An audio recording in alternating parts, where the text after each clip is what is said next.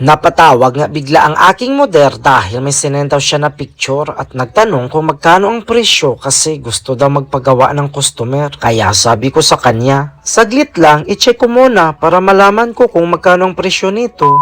By the way, hello mga kapetals! Ito ulit si Mark, ang inyong seryosong florista dito sa gitnang silangan. And for today's petal serye ay gagawa nga tayo nitong simpleng arrangement na in-order ng customer. Nang makita ko na nga ang picture na sinend ng aking model, kaya sabi ko sa kanya, aba medyo mahal to kasi nga nilagay nila sa acrylic or something tray. Kaya sabi niya ulit, ayaw ng customer mag-spend ng too much money, gusto niya yung mura lang, kaya ilagay mo na lang sa sponge at balutin ng kulay itim na wrapper. Kaya sabi ko na lang, no problem, at agad ko na nga sinimulan at pinrepare ang gagamitin dahil sa on the spot nga itong order, kaya nagmamadali na naman ang aking moder. And as usual mga kapetals, imikos-mekos nga lang natin ito at gagamit lang tayo dito ng kulay pula na rosas at dahil sa medyo maliit nga itong rose natin, kaya kailangan lang natin pabukahin para malaki siyang tingnan. And para na hindi tayo machismis, gagamit lang tayo ng fillers na roscos. At mabuti nga, patapos na rin ako sa paggawa nang dumating ang aking moder kasi may lakad pa daw ang customer kaya nagmamadali na sila. Well anyway, ganyan naman talaga sila, palaging nagmamadali ng last minute. Kaya hanggang dito na lang, maraming salamat, bye bye!